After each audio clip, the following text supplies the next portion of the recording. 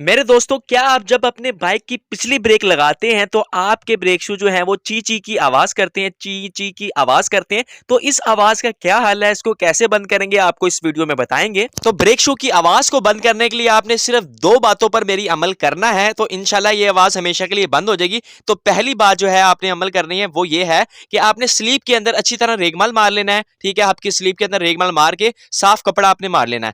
दूसरी बात आपने ये फॉलो करनी है कि जो ब्रेक शू के स्प्रिंग है उस पर आपने लाजमी ग्रीस लगानी है। ठीक है, और हो सके तो हल्का हल्का सा रेगमल आपने ब्रेक शू पर मार देना है, हमवार करके बराबर करके हल्का हल्का मारना है, ज्यादा नहीं मारना। इस तरह आपकी आवाज जो है हमेशा के लिए बंद हो जाएगी। तो इस तरह की मजीद इंफॉर्मेटिव वीडियो देखने के लिए बाइक से रिलेटेड मेरे चैनल को लाइक सब्सक्राइब जरूर कीजिएगा। इंशाल्लाह आपसे मुलाकात होती है नेक्स्ट वीडियो में। तो खुदा हाफिज।